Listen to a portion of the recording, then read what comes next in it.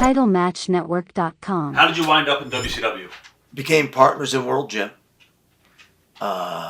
Worked out an understanding with my other two partners that I wasn't going back to wrestling. So we signed a little deal.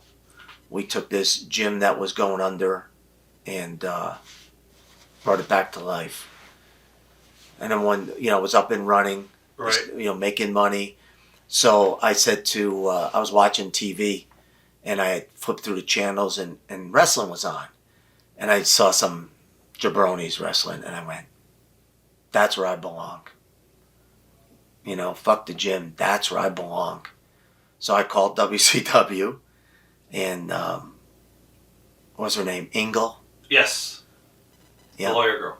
Left a message with her. And then I think I may have called one more time. And then I got a call back. And they said, we want to bring you in. I said, okay, great. And they said, we want to make you a horseman. I said, okay, great. And they're like, and this is what we're going to pay you. And I said, okay, great. No, I don't think you understand. We're going to bring you in as a horseman. And this is what we're going to pay you. And I'm like, okay. Right. And they're like, you're okay with that? And I'm like, man, I'm good with it. Okay, well, all right. Well, we'll send you all the information. We'll contact you, send you a ticket, get you down here, the whole shebang.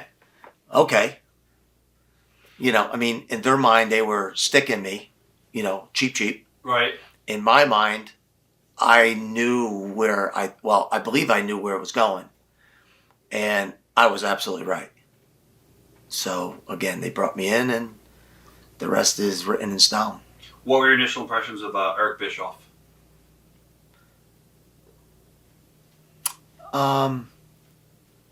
Nice guy, looking to make the business thrive, compete with Vince.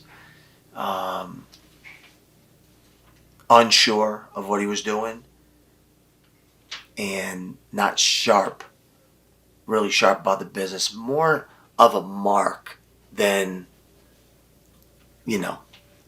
of an educated, guy. Right. A lot of people say that, obviously Hogan was in his ear and Hogan was the real one running the company. Would you agree with that? Hogan was only in his ear. Hogan came in after me. And Bischoff had said, I'm thinking about bringing Hogan in. And I said, I think that's a bad move. Oh, no, he could really make the business. I said, I'm just telling you. I'm giving you my opinion. It's a bad move. So, yes, Hogan ran the business for Bischoff. Right. Okay. Were you nervous at all? Oh, wait, and Flair. Flair was the key master, and Hogan, held one of the keys. Were you nervous about becoming one of the Horsemen? Obviously, you didn't really follow the business, so you didn't really know their. Well, no, I didn't know. I knew of them. Right. People talked about them. Should I have done my homework? Yeah, probably. See what they're all about. But I don't think it went over really big in Georgia, Mid-South, because I came from the WWF. I wasn't a, top card or bottom card, or however you want to say it. And, but they wanted somebody that, as they put it to me, looked great and could put women in their seats. That's what they wanted. So they brought me in. I didn't know that the Horsemen were these kind of badasses. You know what I mean? Right. So, it took me a little bit once I started working with them in the ring. Hey, Flair would say to me, hey, we don't do things like that. Okay. Maybe you should pull me aside and tell me we do A through E. And we don't do the rest of this shit, That may have helped a little bit in the beginning. What were some of the things you were doing wrong? Trying to get my partner up, come on, man, come on. We don't do that. You could bang on the turnbuckle. Okay, I get it. And the Horsemen were baby faces at the time, too. So. Yeah, they were baby faces. Right.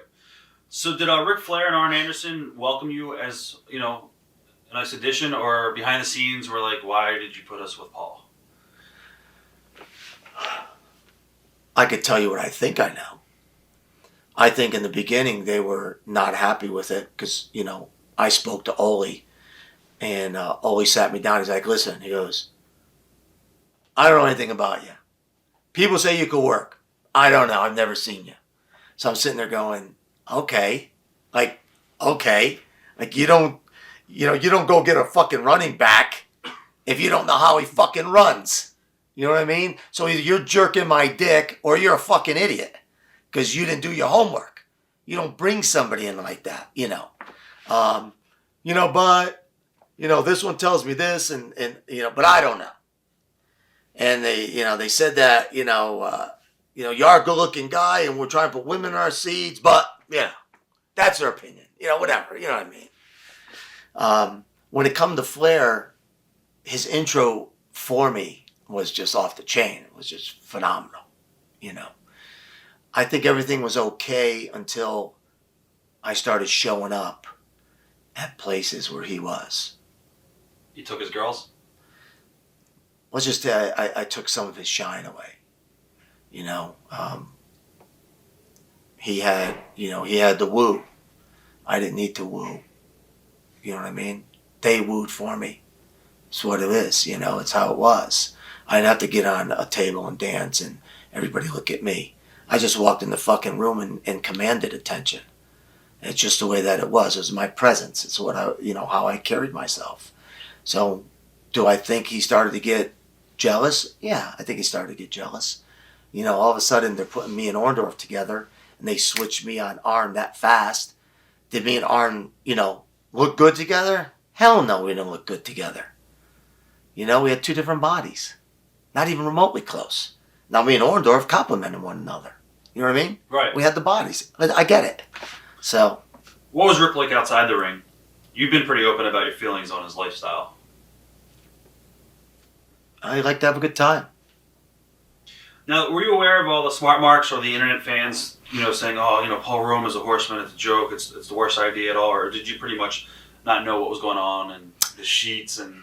I didn't really know what was going on until, maybe after I wasn't a horseman. I think that's really when I started to hear that.